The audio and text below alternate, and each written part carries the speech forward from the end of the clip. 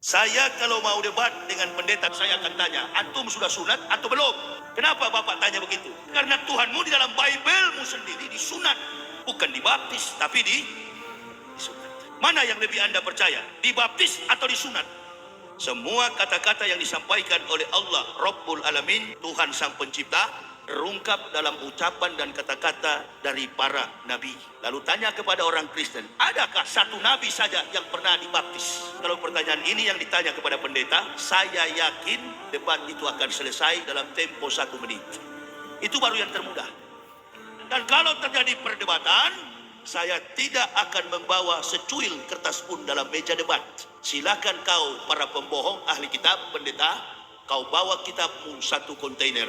Riwayat sedetil mungkin tentang orang yang bernama Isa Al-Masih, Joshua Hamasyiah. Ustadz Yahya Waloni. Wow, kalau saudara mendengarkan dia berceramah, saudara-saudara di media sosial, di YouTube, saudara akan melihat bagaimana dia punya semangat yang berapi-api di dalam melakukan ceramah. Katanya dia adalah mantan pendeta yang akhirnya berpindah menjadi seorang Islam dan dia sekarang menjadi seorang ustadz. Dulu dia banyak sekali tampil ya, berceramah ya, berdebat. Tapi sekarang saya sudah kurang melihat dia tampil untuk berceramah, bahkan juga berdebat dengan para pendeta. Nah, saya menemukan satu video di mana video yang tadi saudara mendengarkan, dia berkata di dalam video itu ada 2 hal. Yang pertama adalah dia berkata Yesus itu disunat, tidak dibaptis. Dan yang kedua adalah coba tunjukkan di mana ada ayat di dalam Alkitab yang menunjukkan bahwa ada seorang nabi itu dibaptis. Jadi saya dan saudara perhatikan bahwa isu ini sesuatu yang menarik karena ini dicatat di dalam Alkitab. Bukan hanya sunat saja tetapi baptis. Dan saya akan menjelaskan makna teologis daripada baptisan. Tetapi saya akan menunjukkan ayat di mana Tuhan Yesus itu bukan hanya disunat tetapi Tuhan Yesus pun juga dibaptis. Jadi kalau Ustadz Yahya Waloni berkata bahwa Tuhan Yesus tidak dibaptis, pertanyaannya adalah dia kan mantan pendeta. Masa dia tidak mempelajari Alkitab bahwa Yesus itu bukan hanya disunat, tetapi Yesus juga dibaptis. Matius pasalnya yang ketiga, ayatnya yang ke-13 sampai ayatnya yang ke-17. Saya bacakan. Yesus dibaptis Yohanes. Maka datanglah Yesus dari Galilea ke Yordan kepada Yohanes untuk dibaptis olehnya. Tetapi Yohanes mencegah dia, katanya, "Akulah yang perlu dibaptis olehmu, dan engkau yang datang kepadaku." Lalu Yesus menjawab, katanya kepadanya, "Biarlah hal itu terjadi karena demikianlah sepatutnya kita menggenapkan seluruh kehendak Allah." Dan Yohanes pun menurutinya. Sesudah dibaptis, Yesus segera keluar dari air dan pada waktu itu juga langit terbuka dan ia melihat Roh Allah seperti burung merpati turun ke atasnya. Lalu terdengarlah suara dari sorga yang mengatakan, "Inilah anakku yang kukasihi, kepadanya lah aku berkenan." Jadi Alkitab mengatakan Yesus dibaptis, bukan hanya disunat. Kemudian dia berkata tadi bahwa tidak ada seorang nabi pun yang dibaptis. Yang ada adalah mereka itu disunat. Ini sesuatu yang menarik sekali untuk saya dan saudara mendengarkan dan kita bisa belajar apa yang menjadi catatan Alkitab tentang sunat dan juga dibaptis. Kalau kita membaca firman Tuhan di dalam Kejadian pasal 17, maka Tuhan pernah melakukan satu covenant atau perjanjian antara 2 oknum, yakni Allah dan juga dengan Abraham. Allah pernah berjanji kepada Abraham bahwa engkau akan menjadi bapa sejumlah besar bangsa dan keturunanmu akan lahir menjadi raja-raja. Bahkan juga keturunanmu akan menduduki negeri yang kujanjikan, yakni tanah Kanaan. Dan sejak saat itu Tuhan merubah nama Abraham itu dari Abram menjadi Abraham. Bahkan ketika Tuhan mengikat perjanjian dengan Abraham, maka Tuhan pun juga meminta Abraham untuk melakukan satu perintah sebagai tanda bahwa ada ikatan di dalam covenant atau perjanjian tersebut. Dan akhirnya yang Tuhan mau adalah setiap anak laki-laki dari keturunan Abraham yang berusia 8 hari, mereka wajib untuk disunat. Sehingga saudara-saudara, hukum sunat ini menjadi sesuatu simbol atau lambang di mana orang Israel itu terhisap di dalam perjanjiannya Allah. Sehingga waktu Yesus tampil, saudara-saudara, dia lahir usia 8 hari, dia itu disunat. Karena itu adalah hukum yang pernah Tuhan berikan kepada Abraham.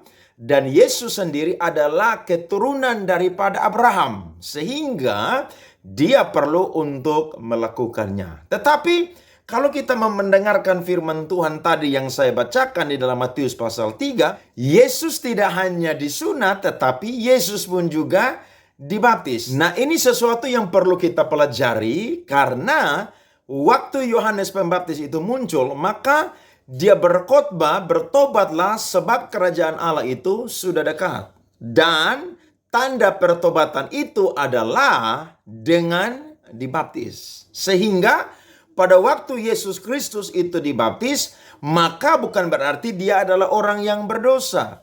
Tapi dia mau menunjukkan satu teladan yang perlu diikuti oleh orang-orang non-Yahudi yang nantinya itu percaya kepada Yesus Kristus adalah Tuhan Allah dan Juru Selamat. Sehingga hukum sunat dalam budaya orang Yahudi tetap dijalankan.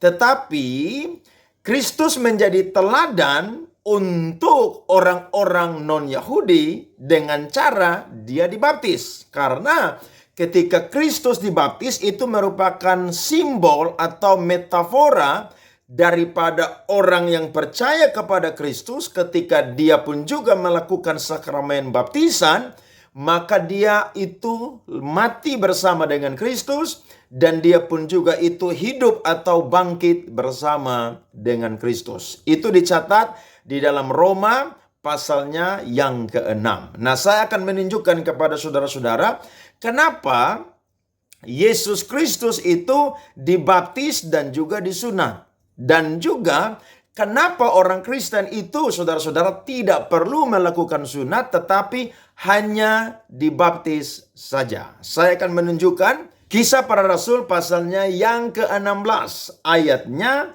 yang pertama sampai ayatnya yang ketiga. Saudara dengarkan ini. Paulus datang juga ke Derbe dan ke Listra. Di situ ada seorang murid bernama Timotius. Ibunya adalah seorang Yahudi yang telah menjadi percaya, sedangkan ayahnya seorang Yunani. Timotius ini dikenal baik oleh saudara-saudara di Listra dan di Ikonium, dan Paulus mau supaya dia menyertainya dalam perjalanan. Paulus menyunatkan dia karena orang-orang Yahudi di daerah itu. Sebab setiap orang tahu bahwa bapaknya adalah orang Yunani. Saudara perhatikan, Timotius mau menjadi seorang hamba Tuhan mengikuti Rasul Paulus. Tetapi karena dia adalah orang Yahudi, ibunya adalah orang Yahudi, maka secara tradisi, secara adat istiadat, ini perlu dilakukan. Karena perjanjian ini pernah diberikan kepada Abraham dan seluruh keturunan daripada Abraham, orang-orang Yahudi, harus melakukan hal ini. Tetapi apakah ini berlaku untuk semua orang yang ada di dalam Kristus? Ini tidak, saudara-saudara. Di dalam Galatia pasal 2 ayat yang ketiga, di mana Titus sendiri, saudara, adalah orang Yunani. Dia tidak dibaptis. Saya bacakan.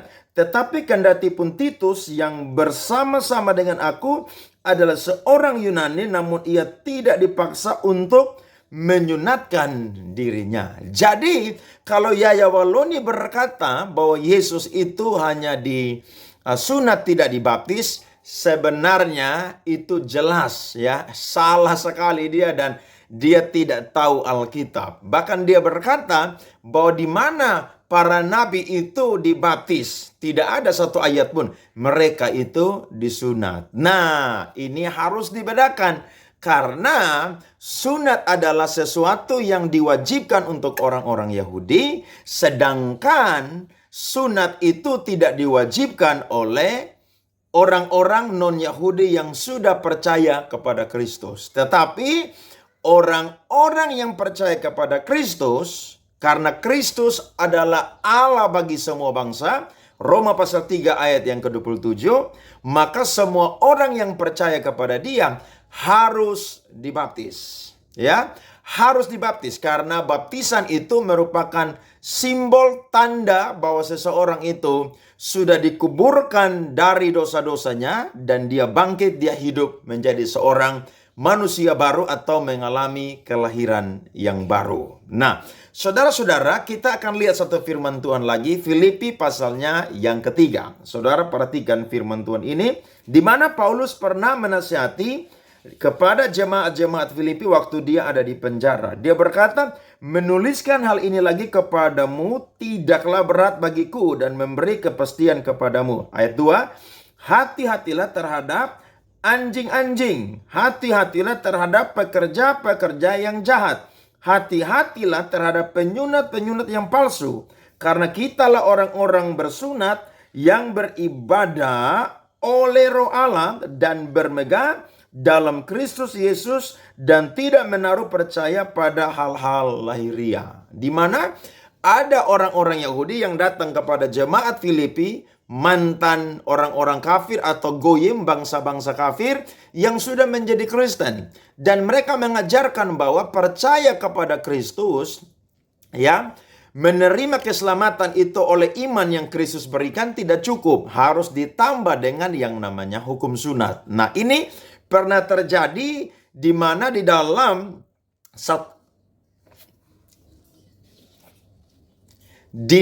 Kisah Rasul pasal 15 ada beberapa orang dari Yudea yang pergi ke Antiokhia dan berkata bahwa kalau mereka itu tidak dibaptis maka mereka tidak akan diselamatkan. Saudara nanti baca Kisah Rasul 15 ayat 1. Nah, tahukah saudara, ternyata Paulus dan juga Barnabas memprotes sehingga mereka membawa permasalahan ini kepada rasul-rasul yang ada di Yerusalem. Maka Petrus memberikan jawaban bahwa orang-orang non-Yahudi tidak perlu dibaptis, tetapi tidak boleh makan makanan yang haram, tidak boleh makan darah, bahkan juga tidak boleh menyembah berhala dan juga tidak boleh melakukan percabulan. Itu cukup.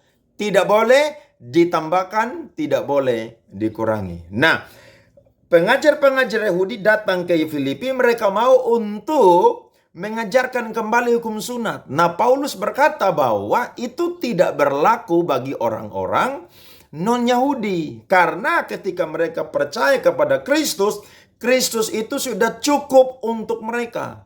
Kalau mereka mau melakukan sunat, maka sia-sialah pengorbanan Kristus. Sehingga Kristus mati di kayu salib itu tidak ada manfaatnya. Mereka akan bekerja, melakukan kekuatan mereka sendiri untuk mereka mendapatkan keselamatan. Jadi keselamatan bukan lagi anugerah Allah, tapi karena usaha daripada diri sendiri. Sehingga Paulus berkata di ayat-ayat selanjutnya, kalau mau berbicara tentang memegang hukum Taurat dan juga memelihara adat istiadat, saya itu luar biasa. Dia berkata dia adalah orang Israel, dia adalah orang Ibrani asli, dia disunat pada hari ke-8, dia dari keturunan Benyamin. Dan untuk memelihara hukum Taurat dan adat istiadat, dia sangat ketat memeliharanya. Bahkan dia adalah seorang penganiaya jemaat. Tetapi ketika dia berjumpa dengan Yesus, saudara-saudara, maka hidupnya berubah 180